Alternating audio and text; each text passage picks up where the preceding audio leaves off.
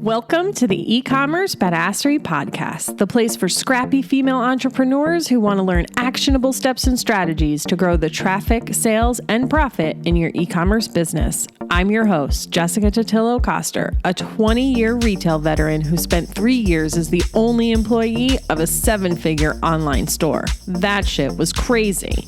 I know exactly how it feels to do all the things, and I'm sharing everything I learned the hard way so you don't have to.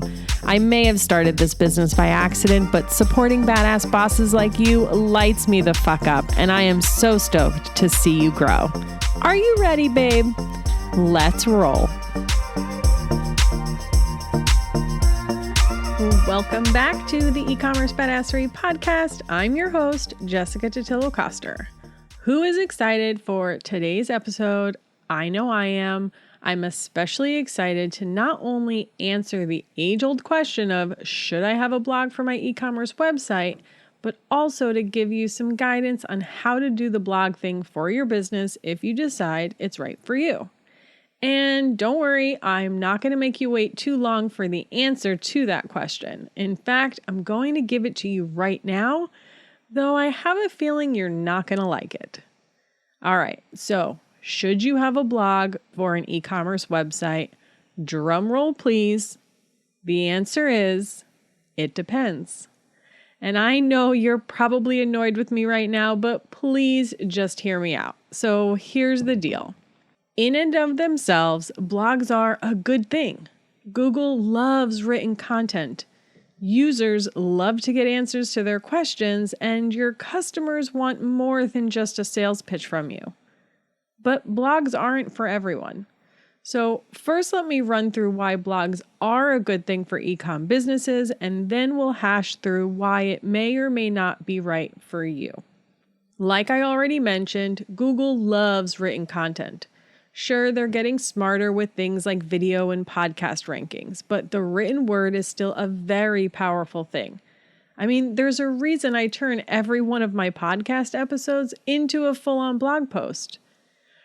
And remember, Google's number one goal is always to get the searcher to the most relevant answer to their query in the shortest amount of time and fewest clicks.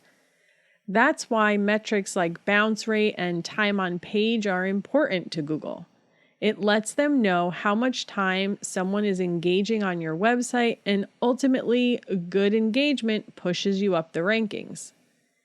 In case you don't know what bounce rate on your website means, it's the percentage of people who leave your website after only visiting one page. So for example, if I go to your website, land on your homepage, but don't click anything else or navigate to any other pages before I leave your website, that's considered a bounce. Now, when it comes to signals to Google, a high bounce rate, above 45% for e-commerce, sends a signal that the page the user was on may not have been of value to them. Now, if you think about an informational website or a blog-only website, the bounce rate is typically much higher, but that's not always a bad thing. It's very possible a user came to the site, got the answers they needed, and left. And that's why time on page is also important.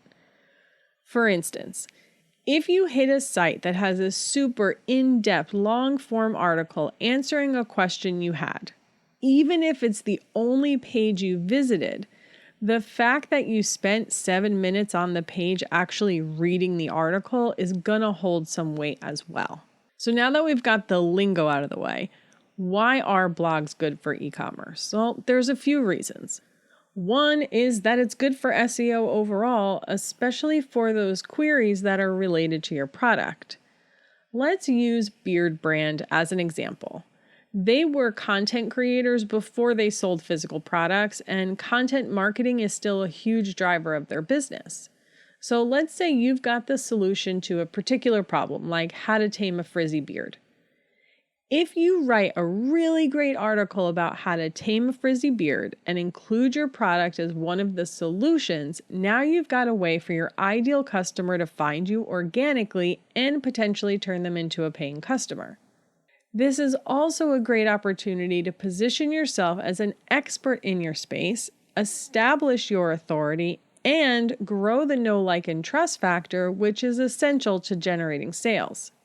I talk about this in episode 12 as well. That's the first part of the sales funnel series.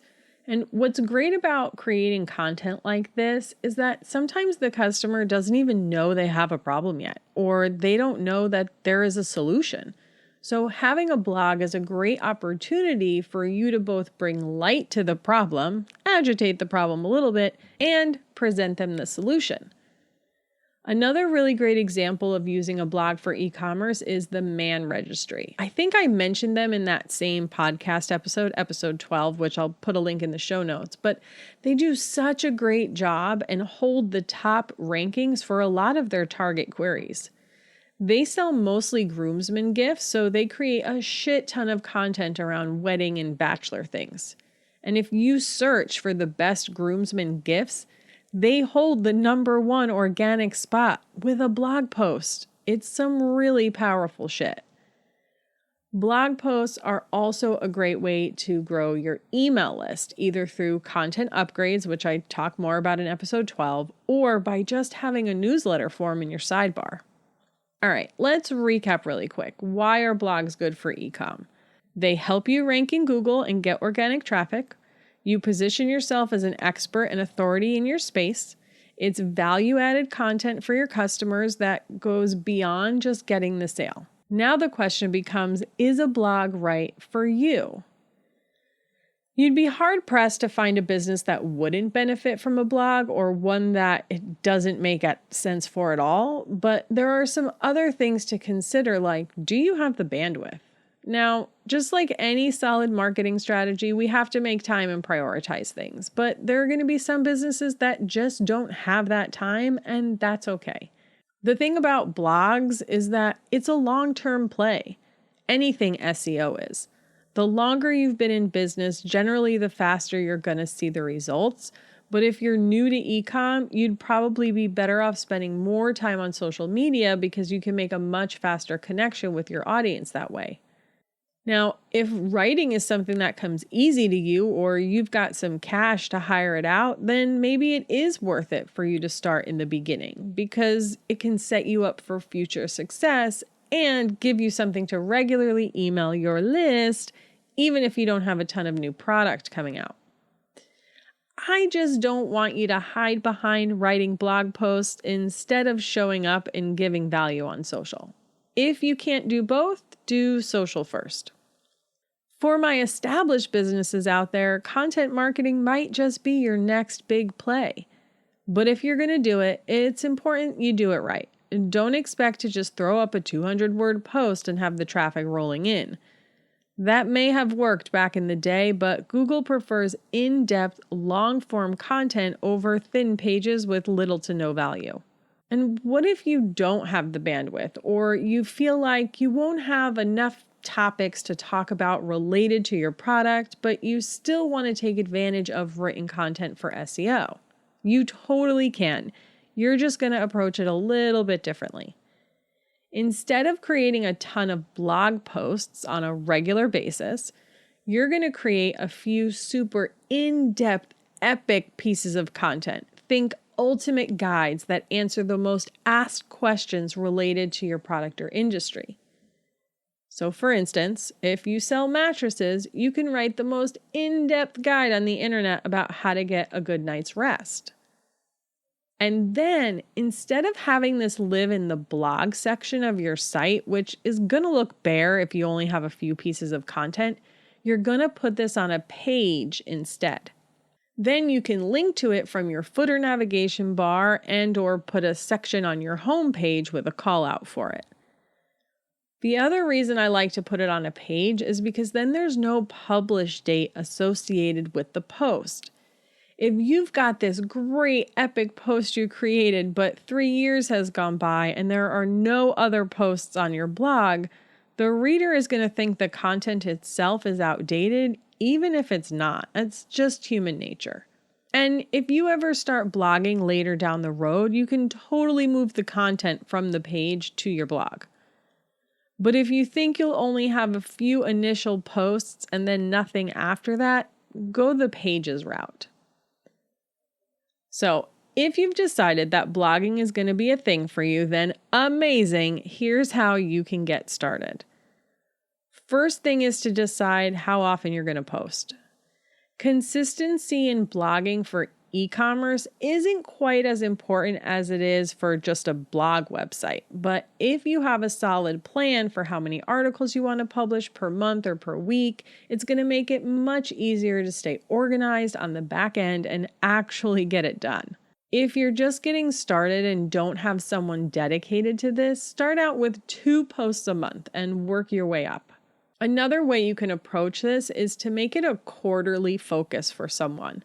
So maybe they batch create a ton of posts up front, creating lots of amazing evergreen, which is just non-time sensitive posts that you either publish all at once or you just drip out over time. If you do go the batch route, I would publish at least 5 or 6 posts up front so people can binge a little when you first start promoting it. Ultimately, you got to figure out what works for you. However you go about it, I would prioritize those big epic guides for those main questions around your product or industry first, as they're going to have the greatest SEO impact. And the good news is, whatever blog content you do create can be repurposed in your emails and on social media. So sure, it's a lot of work up front, but it's got a really long shelf life and it's going to serve you in other parts of your business.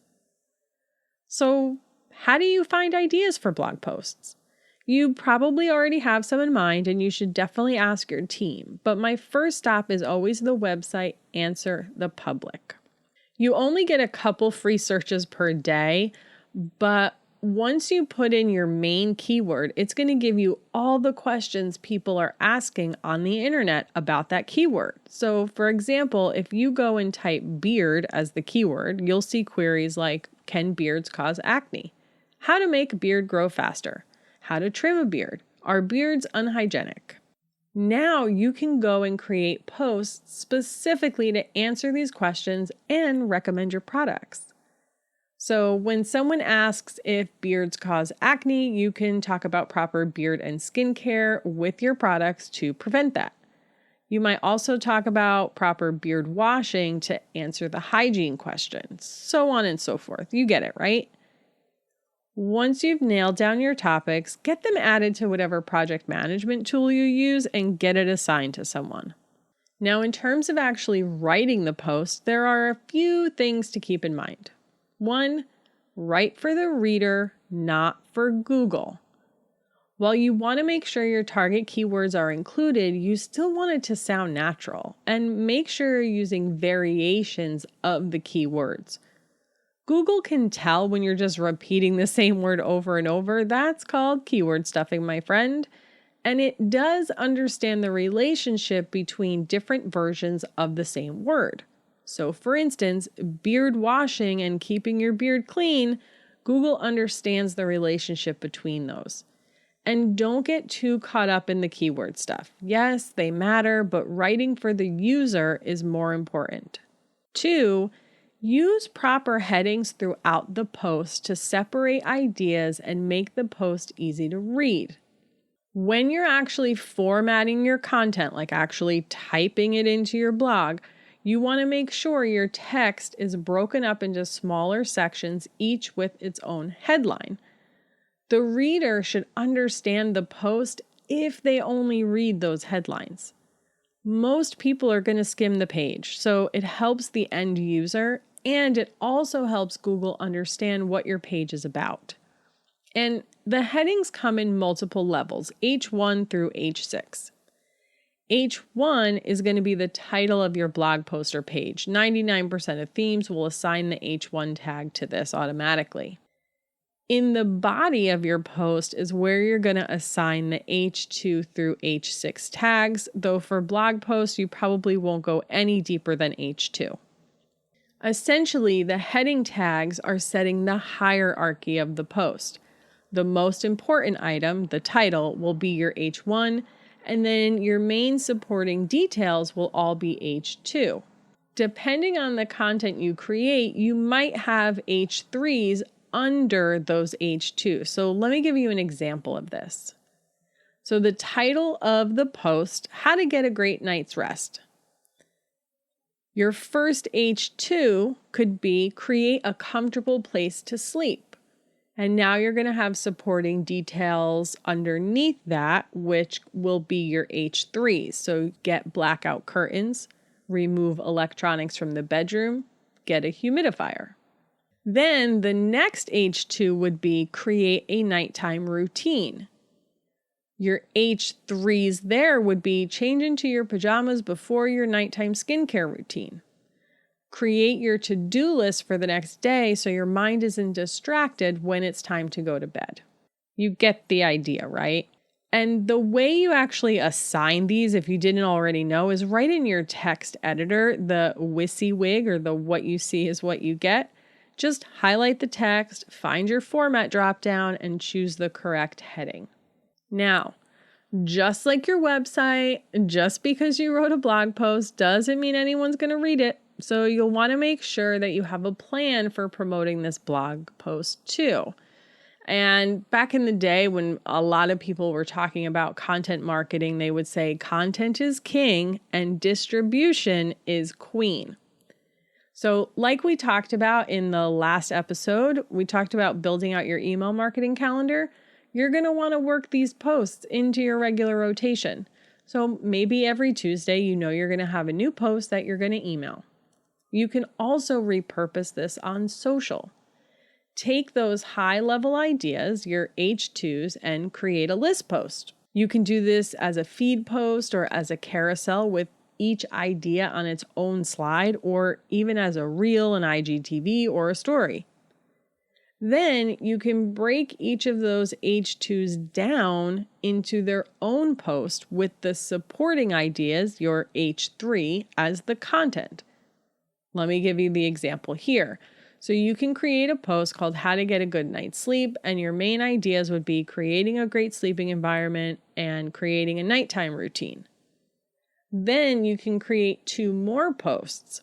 How to create a nighttime routine, and the second one would be how to create a good sleeping environment. You follow? And this works on all the channels, including Pinterest. And while you're obviously always sending them to the same place, you're breaking it down to create different hooks. And if we use Pinterest as the example, you can create multiple images for the same post with those different hooks, like as the text on the photo.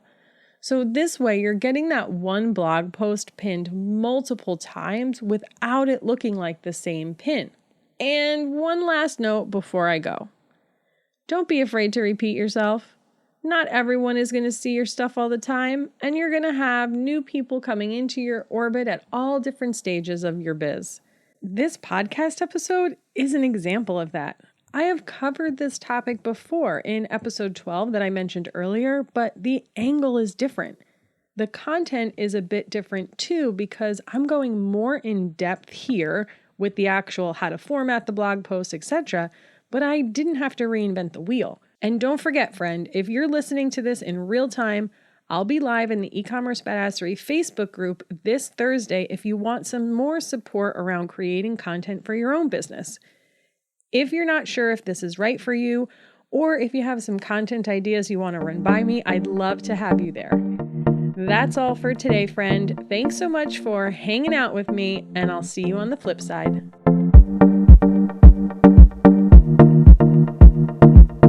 Thank you so much for listening to today's episode. If you like what you heard, I'd be so grateful if you'd leave a review on Apple Podcasts, and don't forget to subscribe so you never miss an episode. And if you're looking to surround yourself with more product entrepreneurs who totally get your life right now, get your booty on over to the eCommerce Badassery Facebook group. Can't wait to see you there. Until next time, e-commerce friends, stay badass.